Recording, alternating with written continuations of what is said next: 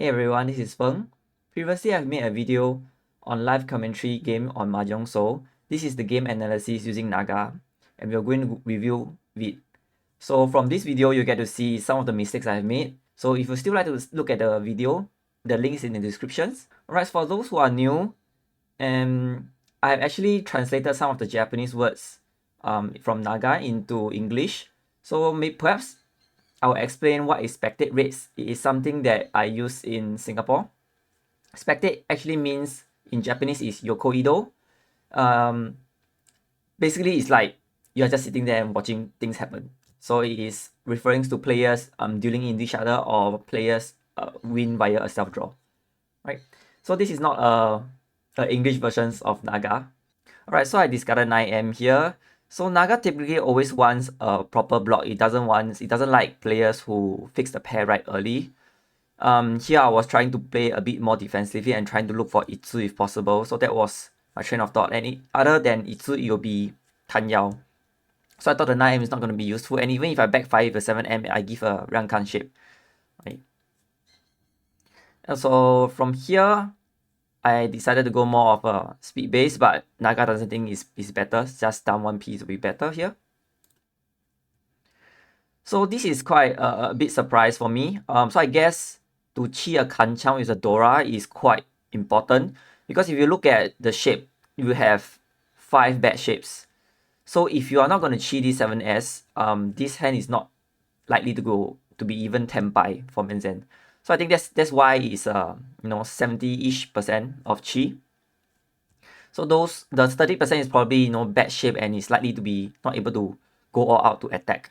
After all, this hand is going to end up with like 2k, and unless you get to draw an Aka in. Next. Alright, so this is the Chitoi hand, and I was too hasty to set up a Suji trap. At the very first roll, or like the first few discards, you will never know what tiles get paired up easier because you have nothing to refer to. So it's just pure math, and every tiles has the same probability of pairing up. Right? So when it comes to Chitoi, the many players tend to think that try to keep all the terminal tiles or honor tiles so that they are paired up easier. It's easier in the sense that if you were to read these cards or you realize that they are not utilizing it, then it get paired up easier, and it's also more emphasized on the weight, right? You have to wait on a tile that people cannot utilize. But at the very first few turns, there's no such discards reading, so it's better to keep the 5, right? In case you pair up the Aka 5. Right, so here he's going for 7p. Either want to pair up 5p or the 9p and Hatsu. So for this, I try not to be too obvious with my Chitoi because 5S followed by 7p is very irregular. So I was doing a 7p, a 9p here first. So this is the interesting point, right? You have one out Sha and you have live Hatsu, and which one should wait on? So it turns out that Naga choose a one out Sha. I think this is just my suspicion, because Naga is built on like Ho game logs, right? I think Ho players are a lot more careful discarding a live Yaku High against this kind of discard pool, which is already has started to look irregular at this stage. So for them to push Sha is more likely if they are to play the hand. But if you're in the lower rank table, to players who are not familiar with discard reading, then I think a live honor might be better. If Anaga were to play this hand, he will get to pair the 5S and he will get the Richie from the pair 5S. So he will backfire the 2S, you'll see an uncalled 2S in the discard pool. And then Richie with Hatsu, and then Tsumo the Sha with Mangan. So I guess, that's the more optimal play. Right, so this is a difference between overlapping ramen versus isolated 3p. Typically, of course, an isolated 3p is better. I made a mistake of thinking that, I thought drawing 4p, I can discard 1p and go towards Tanya as well. But I think the 4p here is important with a Rankan shape to improve the shape. So it's always, so for this case, it is definitely better to throw AM. Right, so here 9S, I'm pretty much facing the pair. because this is more of a Sakigiri, and 8M is Genbutsu with Shimocha.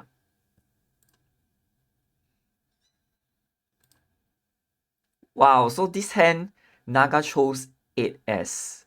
Because 3M is important for a potential Itsu if, and especially able to utilize Dora. So definitely this is a mistake. Okay.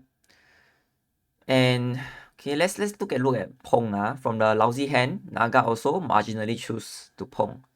I think this marginal Pong is because Naga still see there is a potential chance, a decent chance for this hand to reach Menzen. But yeah, it's quite marginal. So as explained in the commentary video, it's always better to just Pong Hatsu first, and you can get a pair from 5, 6, 8, 9. Oh yeah, and also I believe Naga not really wanting to Pong is also because it's the only pair. Right after you Pong, Naga actually discard 8S to like slim down the hand. And also I believe is to increase value of the hand. If there's the Tong or Chun pair up, it's actually possible to move towards Honitsu at the later stage. Once we Pong a Yaku high, try not to think of 1k hand. So that's how Naga is play, is that they will choose to retain certain tiles that is increase your value and acts as a defense. So in this case, he retains the Chun and discard the AS. This 2B Chi is quite difficult for me. I think Chi this and having no pair here will be quite difficult to play, but I think that's why it's also again quite marginal.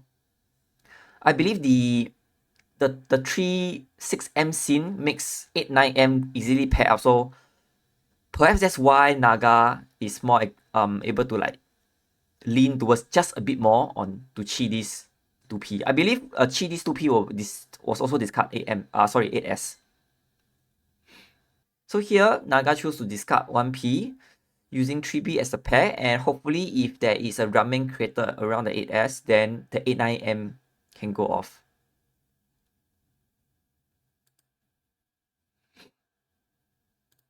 So for this hand, I choose the discard Chun first because I think this is quite a obvious Menzen hand, and either Menzen hand or Tanyao hand. But I think Naga is still looking to pair up Chun once Naga doesn't have like an obvious 5 block, right? He will keep an Honor Tile as a potential 5th block. So that's why the Chun is being kept here.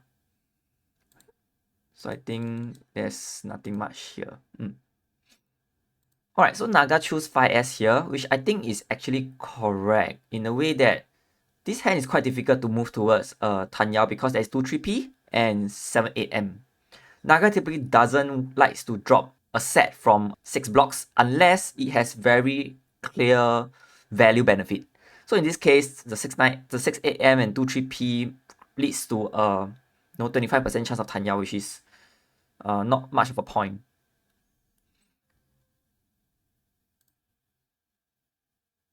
Right, so I think this Chi was quite aggressive on my side. This is definitely a hand that it can be Menzen and doesn't need to rush, because if you rush this 4P, 6M, is relying on 6M, so try not to cheat a set and only to create a bad shape. So Naga actually choose 6P here. Alright, which is true, alright. This is a mistake on my side. 8P is slightly more dangerous because it's potentially can have a 8-9-9P, and then drawing an 8P will lead to a shampon. So at this like a fix on Tanya kind of shampon, it's possible. It's not so likely because 889 you still want to keep to the very end, but it can also have 688, right? So yeah, so 8P is a bit more dangerous. It's better to discard 6P and Nakatsuji. It's also give Oya a better chance to call this 6P and break the Ipatsu. So right now, this is the closest rival. You actually do not want him to win a big hand. So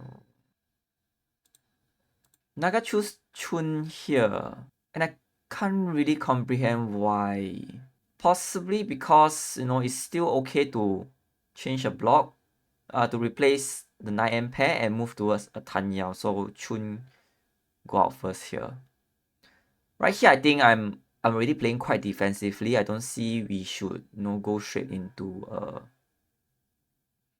a Menzen hand Richie with this kind of score gap. Right, so this 7M is a Sakigiri. And I explained that seeing 547M is so scary. So I just want a Sakigiri and take a better weight there. And that's why I discard 7M here. Typically Naga doesn't do this kind of Sakigiri so often. And that's why you see it's a small chance, but he doesn't like it so much. Okay, Naga choose 6S here, so this is safer, definitely. I mean 6S just pass in case AP gets sniped by Shimocha. So this is definitely right. Although it's highly unlikely, I mean it's only Tanki. Still there is that chance. So that's how minor the difference is. And how sharp Naga is. I mean after all this is totally something I cannot comprehend. Like, why does Naga choose 9M here? If any of you know the answer, please leave in the comments, because I just can't see any reasons. 9M is definitely dangerous to Oya. In fact, he has a 678 set. He could be waiting on 69M, and we cannot deal into Oya, which is our closest rival here. So I have no idea why 9M. This is about honor discard order. It's always better to discard other people's Yakuhai first, after that discard yours.